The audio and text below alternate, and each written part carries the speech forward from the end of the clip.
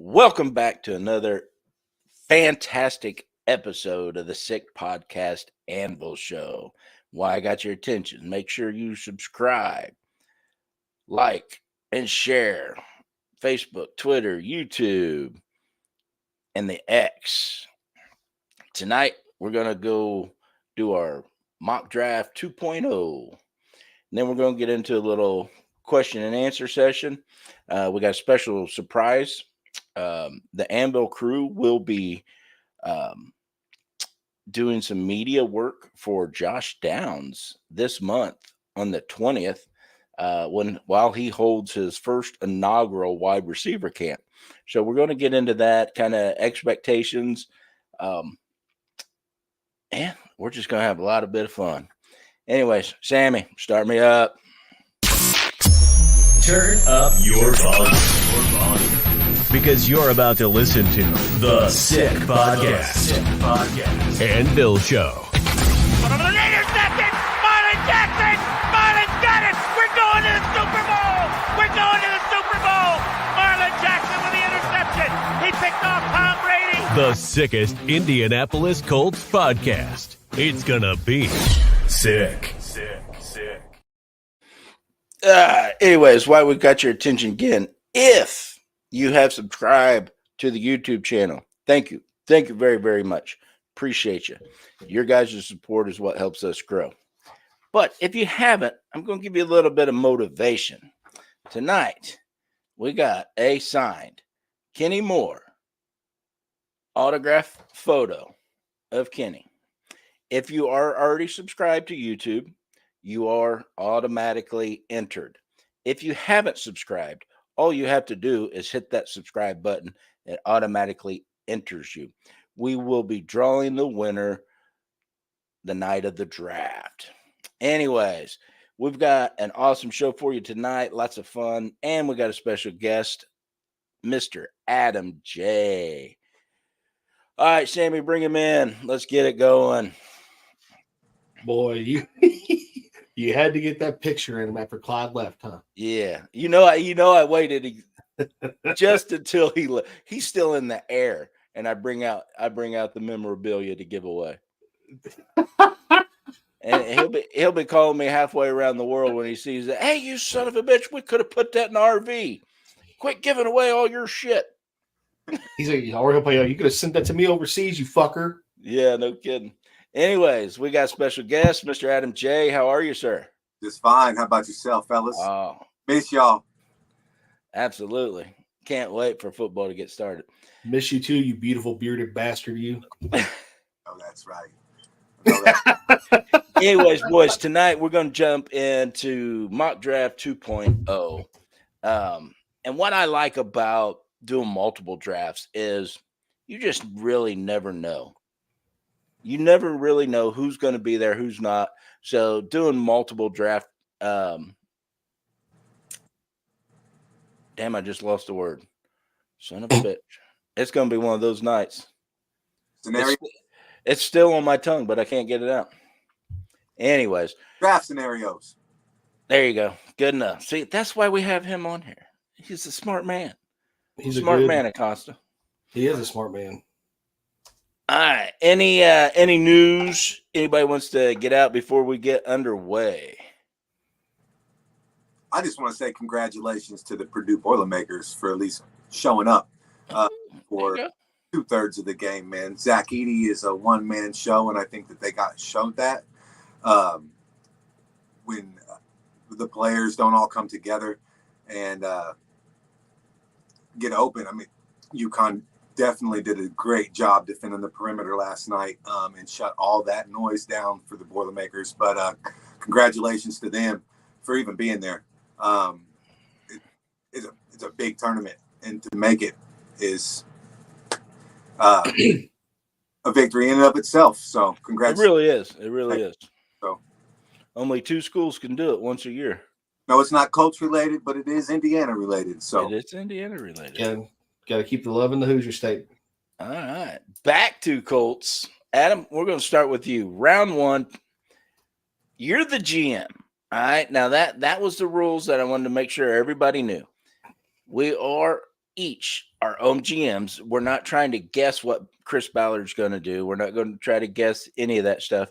We are playing GM. This is our fun one.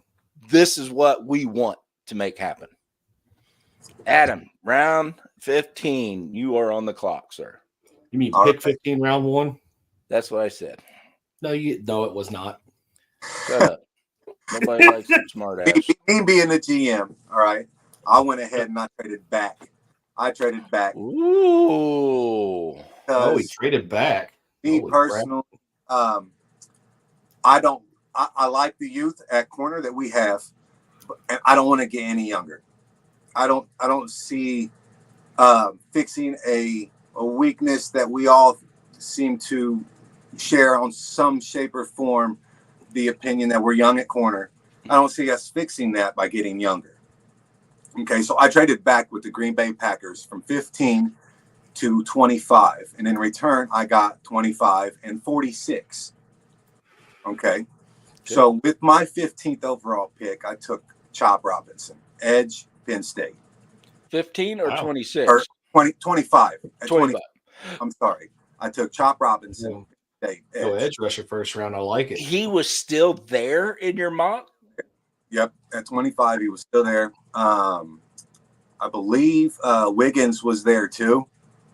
But we were talking about this before we came on, these drafts, especially Pro Football Network where I went. They're kind of funny. But I've seen Chop around the 20s, early 20s, in a lot of mock drafts. And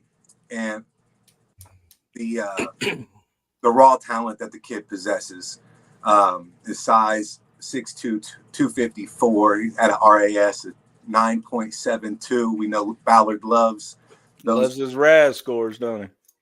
All the positives come back were words that just stick out. Extremely dense, compact rusher with an eye for a catching point and a point of contact strength. Volcanic first step, and the weaknesses were along the lines of not elite length, which limits his margin for error. So they're saying he's got short arms. If you're going to beat a guy up for that, you hear that a lot nowadays. The guy's arms too short. He'd be better inside or out here because of arm length. But I mean, I don't see Quiddy getting a big contract extension year out of himself. I see him getting another Quiddy pay year, and before we have to end up paying somebody, why not get another bull rusher stud on the edge? Just to add some competition and some pressure on them quarterbacks that we're going to see, especially in our division now. So that's why I went with him. All right. Fair analysis. I'll take it. And I also help the youth with the corners. All They don't have to cover so long. As long as we get any of our edge rushers to learn how to contain very well, they'll have all the help they'll need. Acosta, you are on the clock, sir. Well, I stayed at 15 this go around. I did a quick little mock draft, so I apologize in advance. But I picked first round, number 15 overall pick, A.D. Mitchell from Texas, wide receiver. So far, just from seeing him, stat-wise and everything, 6'2", 205, arm length 32 inches. I mean, he's a fairly big receiver. I think he'd be good, a good combination with Pittman. Had a 4.3 dash time. Good vertical jump to the dude. When he played at Georgia, he played all 15 games with the national champions. Just great potential. 4 TDs in the national 4 TDs amongst that national championship team. He did miss 9 games due to an ankle injury, though, but he did recoup after that. He led his team in receiving touchdowns with 11, and he was also all Big 12 conference player. And then 13 starts with Texas, 55 for 845, averaging 15.4 yards a catch. When he's with Georgia, he averaged 14.7. So it's a consistent receiver. I think that would be a good compliment, some good down the middle passes with Josh Downs, mix it up a little bit, maybe some downfield things, mixing it up with AP. I just think he'll complement this receiving core well, like Adam J said with the edge rushers, add some competition to it, get these boys hungry again. We got some talented cornerbacks also in our division, so keep them on their toes and just keep them guessing. Good deal. Adam, you want to add to any of that? No, weapons aren't bad. First round weapons for the young rookie. I say rookie because we still got a rookie quarterback, whether we like to admit it or not. But weapons for the young man. Give him weapons. Protect him and give him weapons. I don't disagree with that pick either. Well, I stayed at number 15, and I went corner. Complete opposite of you, Adam J. And when I was doing did you go receiver last week in the first round? I did not. You stayed at corner? No, I did because I moved up and I took Marvin Harrison Jr. Yeah, that's right. That's right. That impossible thing. That's right. Hey, they accepted the trade. Or maybe you gave everything in your left nut too, didn't you? I ain't using it right now. Fuck it. But anyway, I went cornerback out of Alabama, Terrion Arnold. Did I say that right? Mm-hmm. All right, Terrion Arnold. Yeah. He's high on everybody's draft board. And some of the scouting reports that I was reading, he's a twitchy man corner cover with outstanding athletic ability and the skill set to bring the ball production to a professional level. And from what I've seen with the short amount of tape that I have watched, man, this kid is a hawk. Now, I know you said you don't want to fix our cornerback situation with even younger, but in my opinion, age has nothing to do with it. It has everything to do with ability. So you bring a corner like him in. I do believe he starts. Jalen Jones will back him up, and we good to go there. I like this kid. I like him a lot. I like that other cornerback out of Alabama too. That Kool-Aid. I like him too. Oh, undersized. Yeah, but we do well with undersized. Yeah, but undersized and 15 yards off each receiver every game doesn't mix well. Well, that's the scheme we play anyways. I know. That's all about. That's a Gus Bradley special right there. He's already undersized and playing that far off the line. He's going to get real grabby in the NFL, and we don't want those growing pains. Yeah, but and the reason I stayed heavy on defense last week and this week, because if you look at what the AFC South is doing, they're trying to stack these receiving cores. Every receiving core got better in the AFC South. So there's two ways to combat that: your backfield or your trenches. I wouldn't say the busted ass Jags got better. They might have even trade. Might have. But yeah. Might have. Gabe Davis and out Calvin Ridley. So I don't know about that. But so this mock draft, that's what I'm doing to combat the increase in talent around the South. And in my defense on my trade back, Terry and Arnold and Quinion Mitchell weren't there. So I went ahead and if either one of those guys, I would have felt confident on staying at 15. And I was really hoping that Brian Thomas Jr. was going to be there for me at 25. That's who I would have liked to have gotten, but he wasn't either. So I took Chop. So. All right, Acosta, you're on the clock. All right. With my round 2 pick, I selected Max Milton, cornerback, Rutgers. Another Gus Bradley type cornerback, 5'11", 187. He's a fairly big corner. Still ran a 4.3. And, man, this kid got some accolades. He also comes from a pretty prestigious football family. His brother, Bo, and played wide receiver at Rutgers. And for the Packers, his father, Gary, also played for wide receiver / running back at Rutgers. And his mother played basketball. So a very athletic young man. Let's see here. I mean, he has tremendous, I'm not going to mention them all, but he has tremendous tackles for loss, tremendous amount of interceptions for the young man that he is. Let's see. Going through all this stuff. Oh, and he also has 3 block kicks. So if anything, this kid can be a good special teams guy for us. But I think, he'll be a good depth piece at cornerback. Sticking with the young guns that we do have, I am, like Adam J, confident in our young talent that we still have. Maybe we still pick up a free agent if they're out there or something for veteran presence, but good depth piece. And if anything, good special teams guy for us. All right. I'll take it. Adam J, you're on the clock. All right. Y'all ready? Have your jaws hit the floor?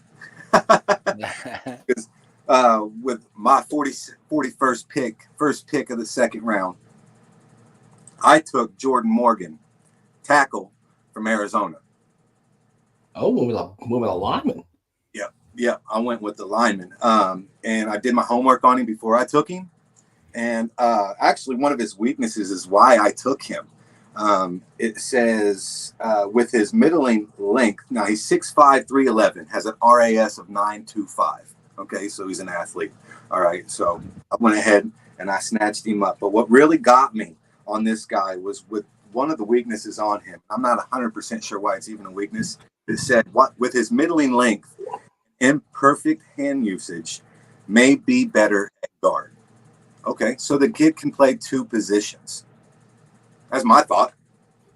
And with Braden Smith going out for a hamstring injury for 6 weeks at a time every time he wipes his ass. Ouch. Why not? That's factual. Why not take another offensive lineman? One, to help either develop Freeland or get rid of Freeland, push him to the side, have just another stud. Because some of the strengths on this dude was he's got a high mass, proportion blocker with excellent frame, explosive high energy athlete with snap who moves and recenters himself with little strain, flashes with rare change of direction and corrective foot speed. So I mean he's if he's short armed, okay, put him inside. We can always use the help there. So I just didn't see anybody. I went best player available with my first pick of the second round in my trade from Green Bay. All right. I'll take it. Hey, me and Acosta are trench guys, so Neither one of y'all would be, man. I can't see none of the comments or anything like that. Now Clyde, he'd be throwing a tissy. I know. You took a lineman over a star receiver or star this. And I could have picked Troy Franklin, but he's 5'9", 5'10". We've got Josh Downs. Yeah. We have our speedster. Why push him to the side? I just went best player available, thinking protect our guy, number 5, and Malty. Like I said, that sold me. That weakness sold me. Best play at guard. Okay, he's drafting as a tackle, but you want to move him to guard. He can play multiple positions right out of the gate. Why not? I like it. Yep. All right, I went with Braden Fisk, defensive end out of Florida State. I haven't seen too much film on him, but when I got in my second round, he was there at the top. So I started checking into him, and his strengths are plays with a fully fueled motor as both run defender and pass rusher. Leaps out of his stance and up on the field to attack the pocket. Speedy short strides allows edge-to-edge rush. Twist game potential. Creates decent point of attack pop-up. Hip explosion onto contact. Punches the play around the blockers in search of the next course of action. Actively levels. Creates challenges for heavy statistic defenders. I like that. That first part, he runs not on just a full motor, but a fueled motor. Means this dude's got gas in the tank for days. I like it. I like that pick. I like that. All right. Now we're going into round 3. Adam J., you are on the clock. Oh, no, I'm still hanging out in 2, baby, with my trade back from Green Bay. Oh, that's right. All right, then do your 2 and 3. Okay, my second pick, round 2, number 46. I went ahead and snatched up Xavier Leggett, wide receiver, South Carolina. 6'1", 221, RAS of 9.9. Real strong plus side on being able to go up and high point the ball, come down contested with the ball and control the ball. Huge frame on him. Center torso is just massive on this kid. Weaknesses are, though, he's a little bit tightly wound in space, and he has a lot of delays between, not a lot, few delays. It says a few delays between lateral and vertical transitions, so it limits him against press man coverage. Stuff that can be coached. The footwork. Yeah, I was just thinking that can be coached out of him. Reggie Wayne can get that out of him. You know, I mean, we got the guy that right in our back pocket already that worked with him on being able to get on his lateral breaks. So, what's another burner as a weapon gonna hurt? You know. Look at his tape. His tape's off the charts. He's a rack machine. He run after the catch machine. Time to give Alec Pierce a little something to start worrying about, because them go routes that he runs, he's got to start getting more successful with it, or next man up. Yeah, he's got to learn how to get that separation. I love Alec, but he was that volleyball talk that we had, his background from being a volleyball player and how he could go up and high point the ball so well. We're waiting. We're waiting to see that still. No disrespect, but we're still waiting to see it. So time to give him a little something to think of. And Xavier Leggett is the guy I would bring in to do just that. So for me, round three, you'll see what I got here. 82. I took Braden Fisk. He was still there for me at 3. Defensive tackle, Florida State. I couldn't believe he was still there. Went best player available here on this. I know Tyquan's not going to work. We got Tyquan and Tavian Bryan both in on just one, right? Mm-hmm. I believe so, yeah. He could very easily come in and produce what both them guys were able to produce just himself as a rookie, I believe. All the things that you said about him earlier, Pat, the high motor, it was superb feel for leverage and run defense, always aligns his base and gets below blocks. He's just a freaking monster. And to retap that gas tank, he brings it every single snap and then takes it home with him and brings it back. He's a go-getter. So that's who I went, Braden Fisk. Sounds good. All right. Costa, you're on the clock. Round 3. Round 3. Now, wait a minute. Let me interrupt because I'm looking at the chat. There's quite a few questions in the chats already. There's a lot of comments about who we've taken. Like I seen they want the tight end from Georgia, things like that. You guys, we're not ignoring you. We're trying to get through this as fast as we can so we can get to the question answer session, and we'll start pulling all those up. And yes, Steve, we've seen your message right now. It does run through Houston. The AFC South runs through Houston. I haven't seen nobody's comments. I'm sorry, Acosta. You're on the clock. No, you're fine. It's a familiar face from my last week's draft. I went ahead and took again because he's still there. He's actually there earlier than what he was for my last draft because I think we did 4 rounds last time. Austin Booker, edge rusher, Kansas. Again, hometown boy, fairly decent size, but I think we can improve on his size a little bit. 6'4.5", 240 pounds. I mean, the kid just has tremendous potential. He was multiple All Big 12 conference, first team All Big 12 conference, defensive newcomer, 12 tackles for loss, 8 sacks, played 12 games, 1 start. 56 tackles, and 2 forced fumbles. I mean, the kid just has such tremendous potential. I think he'd be a good depth piece to complement, Quiddy Pay and, Dio and everybody that we have. They can learn a lot from those guys. And, who knows, he'll be here next year and the years to come. So I think he'll be a good little piece for us to add to our roster. All right, good deal. On my third pick, I went Dominique Panui, if I said that right, tackle out of Kansas. Kill. Puni. Panui? Did I say that right? If I didn't say that right, you guys don't hate me because you all know I struggle with the English vocabulary. Sounds like Booney to me. Booney? Booney. But anyways, this guy was big in the draft boards. Let me find stuff real quick. Strength, nimble on his feet to pull, find second level angles to adjust to moving targets, space, good positive and footwork, decide to secure, climb, and work up blocks, exceeds in timing, up his hands to gain optimal arm extension, keeps a stiff punch extended to rob rushers of their operational space. And weaknesses, will need to bring his pad level down, stay connected to NFL defenders. Below average body strength, needs to play with a wider base. Body control fades when facing athletic rushers.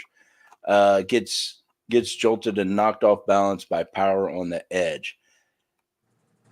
And like you, Adam, I liked his weaknesses because they're all fixable. With the right coaching staff, you can fix every one of those weaknesses, and this kid will be a cornerstone for a long, long time. And we was talking earlier about how we combat what everybody else has done in free agency through the draft because Ballard didn't attack free agency again.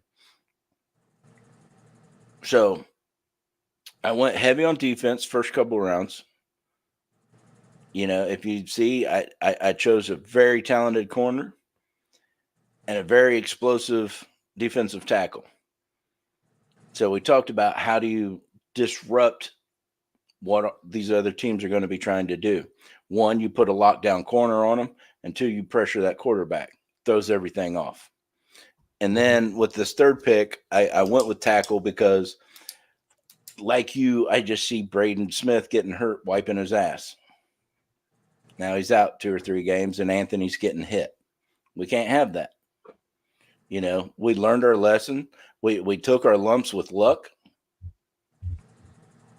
We paid. Yeah, we paid the football gods our dues over the luck situation. Now we're out of it. Now it's time to get back to Colts football, winning football. And you're only going to do that if you keep our new shiny quarterback upright and healthy. He's got to do his part too. He's got to. And a couple of reports that I've read is he was saying that he learned a lot just watching film and Hey, if you hear me, baby, just come over here. I'll teach you how to baseball slide. That's all you need to learn how to do. Go slide it around a baseball diamond a few times. Bubba, promise it'll be a world of good. Holy moly. Just slide, bub. Yeah, I think he's learned. I think he's learned his lesson for sure. All right. Now, Acosta, we wanted to talk about the Josh Downs camp that we're being honored to be able to cover media-wise the 20th of this month. Yep. So, what do you got to say about it? I mean, not only are we going to be there covering, a lot of our Anvil family / crew will also be there volunteering and helping out with the camp, helping the kids, helping the other volunteers that are going to be there, just helping out with the overall organization of the camp. We're honored that they want us there. We're honored that they thought of us, come there and help Josh Downs getting more notoriety to the community within the Indianapolis Colts organization. It's a tremendous honor. I'm happy to do it. I can't wait to do it. And I mean, you got more of the insight, like more of the detailed stuff than I do. But I mean, as far as like just personally, it's just an exciting time, just another thing we get to do on behalf of the fan base, as fans, since we are a fan-sided show and everything. It's just a tremendous thing to be able to do. It is, and I'm really pumped for it. But as far as what we are going to do with cameras and mics and things like that, me and Acosta is going to be running around, and we're going to be live during this camp. I think we're going to have one tripod set up that's not going to move it. We'll set it up and cover most of the field, and that's going to be live. We're going to be live on Facebook. We're going to be live on Twitter, and just really showcasing what Josh Downs can do. And you know what he can do. You've seen what he can do. Now let's see what he's going to teach your kid to do. Now, I don't know if there's any spots available still, but you can go to our Facebook page and scroll through. I think we have the link on there. Am I correct on that, Acosta? If we'll go check back through, but if not, we'll repost it since it's getting so close, and y'all can check out see if there's any spots up. But I'm pretty sure it's pretty close to sold out last we checked. Okay, cool. Yeah. So and that's our goal, was just to do what we do. And here at the Anvil, we've always considered ourselves a bridge from the fans to the organization. So when we get to do events like this, or if we get players on, if you notice, we don't just talk football. We get to know what kind of person they are, what kind of man they are off the field. Giving everybody a different way to look at our favorite players that we cheer on each and every week. So we're going to take that same energy into the Josh Downs camp, and just have some fun. So absolutely, if you got a youngin' and you want to go to this camp, better hurry up and sign up if there's spots still available. Again, that Josh Downs camp is going to be at the 56th Street facility, correct? Yes. Going to be at the 56th Street facility in Indianapolis, April 20th. So check it out. Like I said, we'll repost it on everywhere that we're on, Twitter, Facebook, whatever. We'll post all in there, let y'all see if there's any spots left. Hopefully there is. Get your kid there and let's have some fun. And the time is 8 to noon. So you you get done, you still have your full Saturday. You just got to get up a little early. Right after we're done working it. I have softball practice at 5 o'clock that evening. So that's there you go. And it's your anniversary weekend? Anniversary. It's 420 is my anniversary. 420 is the section where my season seats are at. So wow. I'm a big numbers guy, Pat. You know that. I'm a big You're a big 420 guy. I know that now. Yeah. Smoke them if you got them. Don't judge. No, trust me, no judgment here, brother. All right, Sammy, you want to bring up some questions or comments? We'll start knocking these out. No, Carvey. Question: God. Do you think we could trade to get CD Lamb? Nope, absolutely not. Hell no. If you was even to consider it, Dallas that being, it would cost everything in the owner's private plane. I wouldn't mind CD on the opposite side. Michael Penn, but I'm not saying I wouldn't. I'm not saying I wouldn't mind. I'm just saying there's no way they're going to trade him out. Who would we give up for that? Who would he want to? I don't know. Oh, man, we'd have to give up a big name. We'd have to give up a huge name for that. All right, go ahead, Sammy. Next. And with the 15th overall pick, the Indianapolis Colts select Brian Thomas Jr., wide receiver out of LSU. I'm not mad at it. That's very realistic. Not mad at it at all, Dale. I traded hopes to get him. I'm not mad at that at all. No, not at all. No, absolutely not. I think that's about it. I think he may have been a little overshadowed by Nappers down there at LSU, but that dude, them LSU receivers are just monsters. They are, man. Hey, Steve, if you're still on here, who do you think Houston's going to take in the draft? Which I don't even know where you guys are picking at. I forgot I'm on the show tonight, so I can't pick my phone up and look. Yeah, I'm looking now. Here I'm dumbass goes trying to pick my phone up. Oh yeah, I'm on it. Yeah, they don't even have a pick in the first round. Oh, okay. Yeah, they gave that up to get Anderson. Yep. Which Oh yeah, they did. I'm not saying that was bad by no means. Yeah. Whoever's still watching out there, guys, we're doing Q&A right now. So just handing out some questions or comments you want to be highlighted so we can talk about it a little bit. Yeah. Houston don't pick until 42. Damn. Yeah. So, Steve, I'd be real interested to see who you think they're going to take.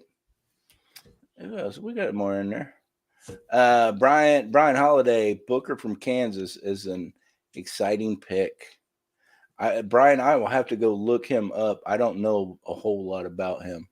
Austin Booker, the one I picked, 3rd round. Oh, okay. Hello, Gloria. Ralph says, what about Worthy? What's you guys' opinion on Worthy?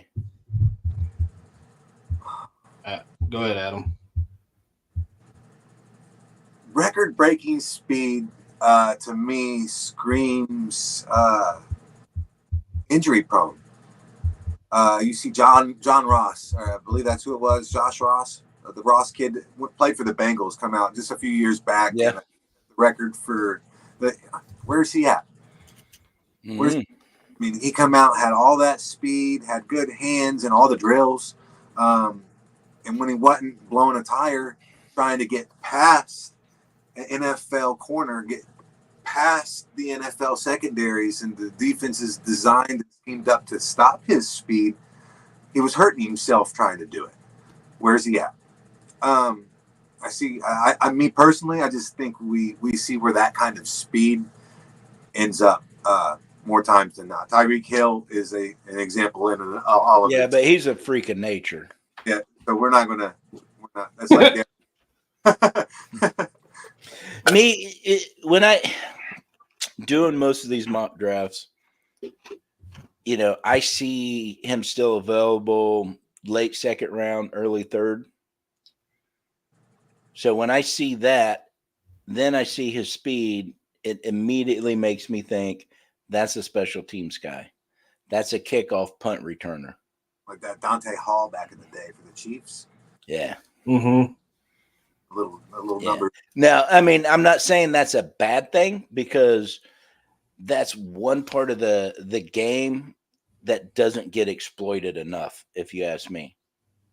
And I'll call myself out because I've been an advocate for Worthy too.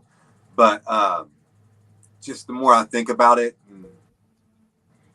that's just a slap to the face of Josh Downs. That's pulling the rug out from him before he's going to fit right there into the slot. So that's why I stand where I stand on him right now. If we go receiver in the draft, doesn't matter where, where we pick. I want the bigger, stronger, faster receiver to complement with Pittman. I love Josh Downs in that slot. I think Pierce can do a whole lot more, especially if more eyes are off of him. They know Anthony's got a big arm. They know Pierce is fast. That doesn't take eyes off Pierce.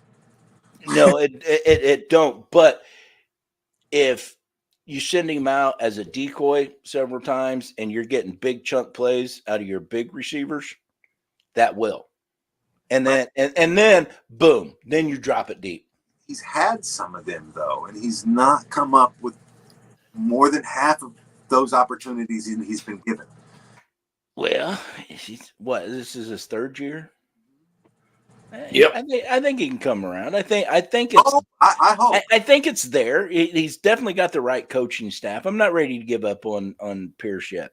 Not giving up on. He needs some competition though. He needs to know that this is the NFL and this is what we do. Yeah, it is a performance-based job that you have if you want to keep it. Absolutely. And nobody sets a standard higher than that than Clyde's boy Shaq. Oh my God! So glad he's not on here to go on that rant. Now Travis says, But I'm just saying, we're gonna get rid of a player like that. We can't paint. Alec Pierce is no maniac. true. No, start performing, Bubba. Now Travis says Juju was supposed to be the answer to that.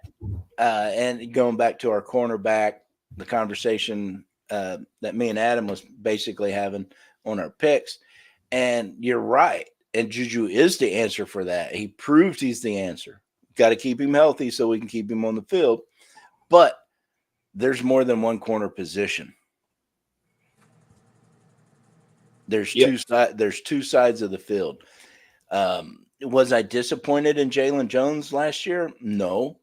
But I do believe he has not gotten the best out of himself yet. Jalen Jones actually tested really high on a next-gen stat. I have to send you a screenshot. But that kid's ceiling is up there. And I think he's going to just get better and better and better with reps. Absolutely.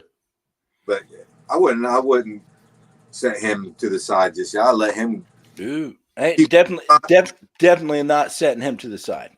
Even if you Arnold or Quinion Mitchell, that's still Jalen Jones' spot to lose. You know, I mean, it was his spot at the end of the season. He didn't do terrible. I mean, look how late he was drafted. He didn't do terrible at all for us. He was young. He's got nowhere to go but up. So.